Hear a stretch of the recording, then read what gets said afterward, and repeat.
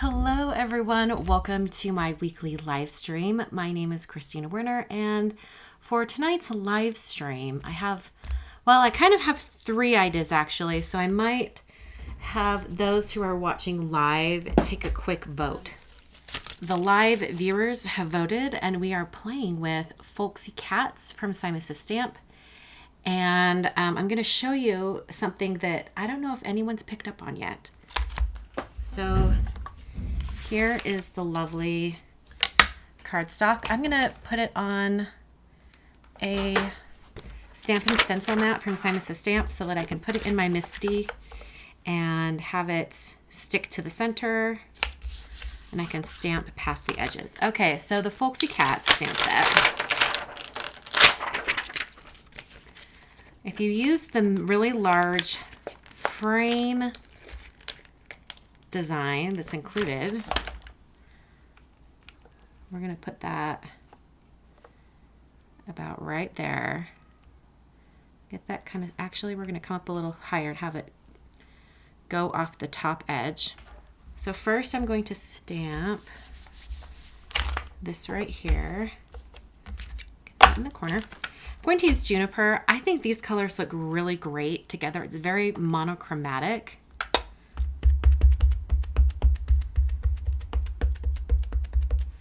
And I've never stamped with this stamp before, so I might need to stamp it twice to get a really good impression. We'll find out.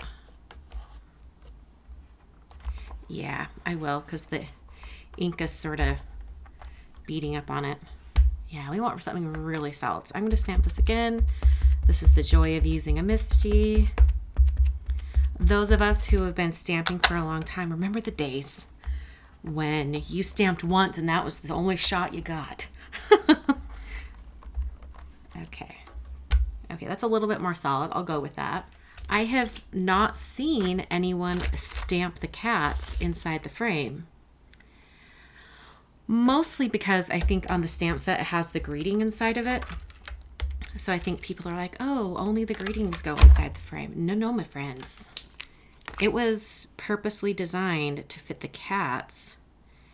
It was a last minute design decision to remove the cats out of the whole design and make it so you could put other things in it as well.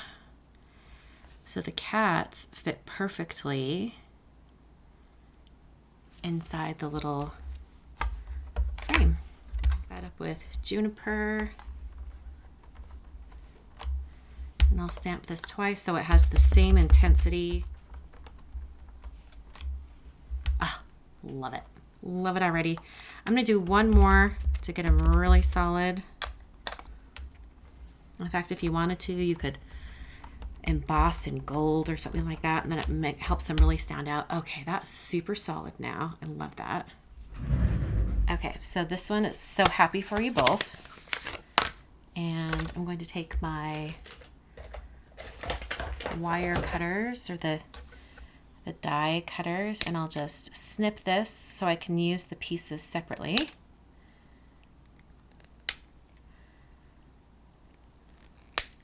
I don't remember what I did in my example. I think it was gold. I don't remember. No, it was just like the darker shade. So I'll just grab some Juniper cardstock. I really like to stack 4 die cut greetings because I think that gives you like a substantial, really hefty greeting. So to put all of these together, I'm going to use some Honeybee precision glue, and I'm going to grab my tweezers. And what I like to do, I'm going to save this one for the top. These other 3 need glue. I'm going to try to glue them all fairly quickly. We'll see how well I can do this. But little dabs of glue, just kind of all over. I'm putting it on the front. Sometimes I like to put it on the back, but today I'm just feeling the front. So I'll get one done and just place that one right on top. Pick them up, make sure it's kind of lining up. You can kind of smush them around a little bit. And then I'm going to put more glue on top. If there's any squidging out, I don't worry about it because this glue dries clear. Gorgeous. All right, so last layer. So now I have this all thickened up. It's nice and substantial. Let me zoom in for you. You can see quite a bit of the glue kind of peeking out. I'm not gonna worry about it. Now for this last one that goes on top of the white shadow, this is when I go to the back. Okay. And then this is going onto the white. Got some little fuzzy hairy bits from the first time I die cut it, but not a huge deal. All right, grabbing a prepared card base from my drawer. And I'm just going to use some Tombow Extreme Adhesive on my stamped card front. I'm going to check the fold, make sure I'm putting it on right, and then directly down onto the card front. Okay, this is pretty dry by now. And then it's just going to go right there at the bottom. And I'm just going to do some of this adhesive. Hold it with my tweezers. And then directly onto the card. Perfect. Okay. I'm going to kind of clean up some of these little fuzzies because I'm thinking I want to do some glossy accents. Don't worry about it. I'm just going to go ahead and start applying the glossy accents. But I do want to kind of get the bubbles out on a piece of scratch paper. And then I'm just going to start applying. And I just squeeze a little bit, stop squeezing, and then kind of smear it around. Because the amount that goes onto the cardstock when you're squeezing is most likely too much. So you can like stop squeezing and kind of spread it around. It self-levels, so it always looks really great once you kind of have it on edge to edge. Here we go. Here's this first card. Got like this little thing right there. Okay, I'm going to set this aside somewhere safe that nothing's going to happen to it while I'm working on our other card. So now the stamp set has all of these little individual flowers, right? So what I'm going to do is I'm going to stamp the main frame on some cardstock, and then I'm going to die cut all of these little individual pieces and stamp and die cut them, and then we can pop them up and really make this whole frame very colorful. Zoom in on this card that I'm thinking of. So it would look a little bit, oh my word, let's hold this up here. It would look more like that card right there. It's kind of hard to see. My phone is very bright. There you go. Right there. So I'm going to come grab some colors. Going back to my Concord and Ninth cardstock colors. I think this is the color Pebble. I think that'll be perfect. It's a nice gray. Kind of a very pale, warmer gray. So I'll put that down right there. Then I'm coming in with Mocha. Kind of anticipating needing to stamp this twice. We'll see.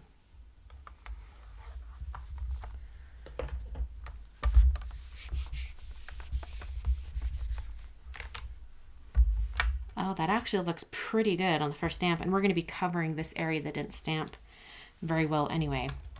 I'm going to go ahead and stamp it twice just to be sure.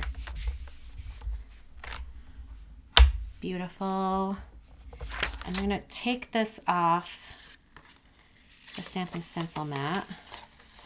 Roll back the mat so your cardstock doesn't warp. I always save the plastic sheet that goes on top so it doesn't get any dust on the sticky mat. I'm referring back to my lovely little, what's the word? Mock-up of the card. So I basically need, let's see, I need this flower.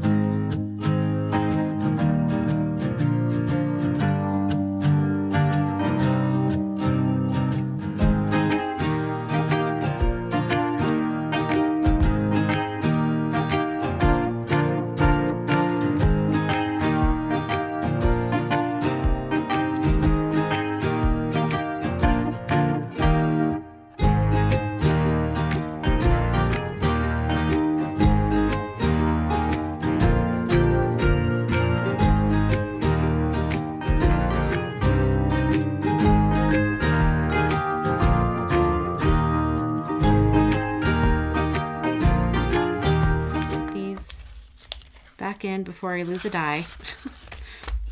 What it is, I can't remember. Put that right up on the fold. So now I just have to place these right over the top of the images that are already there. So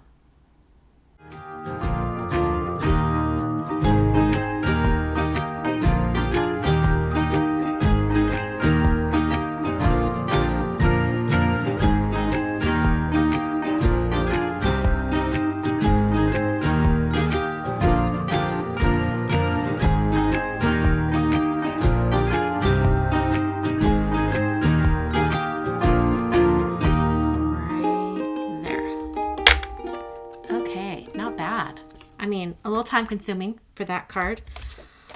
45 minutes beginning to end. Not too bad. Looks like it's pretty much dry. It's not quite as plumped up anymore. Can you see that? But I love how shiny it is. So those are the cards for today. I hope you guys enjoyed. I showed a couple different ways to use the Folksy Cats stamp set. Originally, when I designed them, it was so you could have the cats within the center area. And then as the stamp set moved on and progressed with ideas, I popped out the cats and put in greetings and made it so you could stamp it without the cats inside. But also, just so you know, like the whole motif with the cats and everything, you can actually repeat it and it looks really, really pretty as a big pattern. Let me show you the mock-up. Let me see here. Do I have one where it shows it? Yeah, this one over here kind of shows it, that you can use it as a background and repeat it over and over again. Here it is if you stamp the cats in a different color. You can do that right there. And then I had this mock-up up here where you have the cats stamped on their own with, a little greeting underneath. Here it is all in gold, and I've repeated the images over on the side as well, so it finishes off the whole thing. So this one, it looks like I did the frame and then I stamped the frame again up at the top, and then also on the side I just filled it in all the gaps.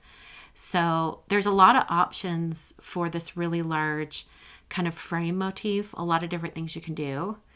So, ta-da! I love doing that. I love like coming up with designs with the stamps that I create, and then I can create them in paper. I think it turns out really great. So here are the finished cards. Thanks so much for joining me today.